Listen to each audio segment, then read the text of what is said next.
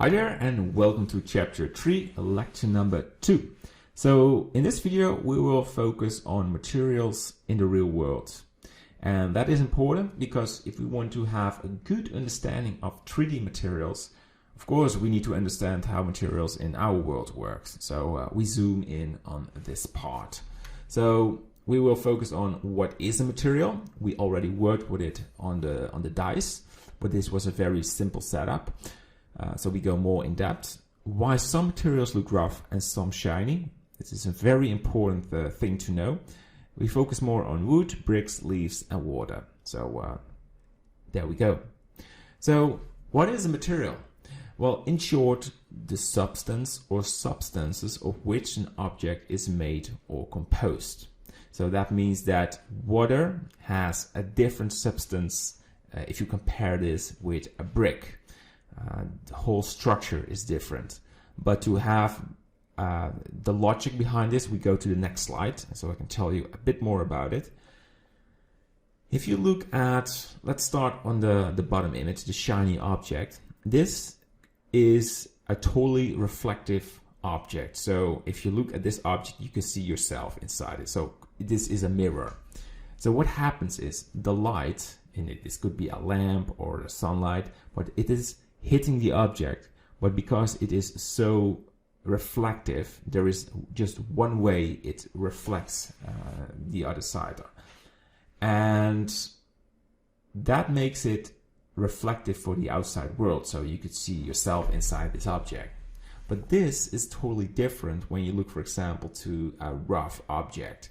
So it is hitting the object, but because it is rough, it is going the left way, the right way, and all sort of directions, and there is no way there is a sort of reflection inside of it, and that makes it gives it this diffused look. So if you understand this, you understand why, for example, foam looks different than a painted wall, where the substance is different. Very important thing, so try to understand. If you don't understand this, ask this on the dashboard, because it will make life much more simple with this logic. So we focus on some materials. Wood. Wood is a diffused or a rough material, and you can only see that when you zoom in, and the bottom image shows it the best. You can all see sort of a structure in it, so it's not flat at all, and that makes it not reflective. So you cannot see the environment image or yourself. If you look at wood, you cannot see your face reflecting on it. Maybe just a little if you have a different piece of wood, like when it's really sandpapered and polished. Maybe a little, but most of the wood types are not reflective. So if you have a brick, this is a very rough material. So in fact, there is no way you could see yourself inside of it. And the best image is on the left. You can see holes, and it is damaged, and there's all different sort of layers on top of it. And that makes it really rough. Of course, there are samples of bricks, especially the modern bricks, who are sometimes painted, or there's a sort of a coating on top of it, and that makes it all reflective. So when the sunlight is shining on it, it is sometimes reflecting the sky, or when you have a sunset, you can see a sort of a nice orange reflection on the bricks. But especially with medieval bricks, there is no way they are reflecting.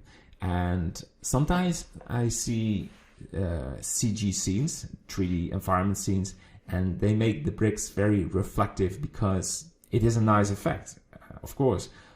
But they make bricks reflective, and it hurts the realism in the scene.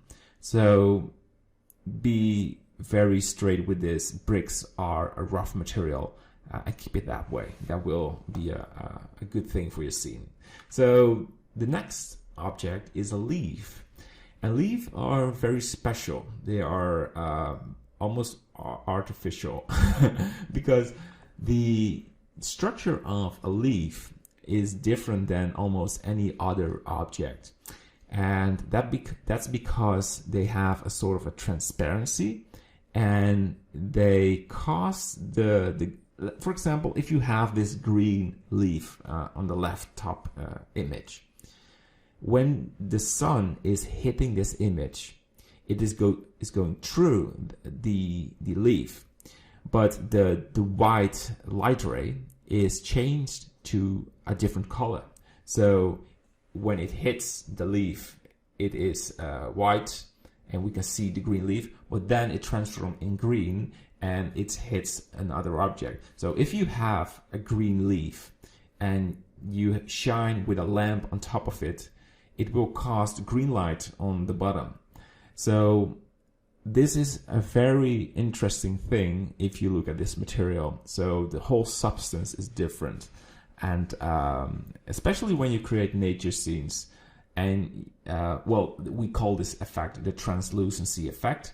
So if you do not have a translucency shader in your scene on nature, it will look very weird, because we are so used that this effect is happening in real life. For example, if you walk in a forest, you have all sort of trees with green leaves, and when you make a picture, your picture is always have this green tint on your image, because if you have a white shirt, it has a sort of a green color on it, and that's because of the translucency effect, because green is everywhere in the forest. So very important in your CG scenes. Go for a walk outside and study it. It is very interesting, and yeah, just so you know. And in the final sample, we have water. I already spent some time on this, but water is almost like a mirror. Sometimes it's a little diffused, but because it is so reflective, yeah, this is one of the most reflective materials we have on Earth. So it's like this sample I had on the beginning. It's this shiny object. It's hitting the object and directly cast away. So quick overview. Water is same like a mirror, ice, and chrome, one of the most reflective materials. Then we have leaf. Leaves are very reflective, but they have this absorption, and that's the same for plastic, paper, and skin. Skin is the same thing. It also absorbs light, but we call this subsurface scattering, so that's not translucency. Then we have wood. It's the same for concrete, asphalt, and leather. And then we have brick, and comparing that with rust, sandpaper, foam. It's one of the most rough materials on Earth. So again, these samples are just samples. So if you find something like, hey, asphalt is the same like category of bricks, okay, maybe, but it's just to give you an idea behind the logic of objects and reflections. All right, this is the end of this lecture. In the next lecture, we will focus on what materials are in the 3D world. So let's jump to that lecture, and bye-bye.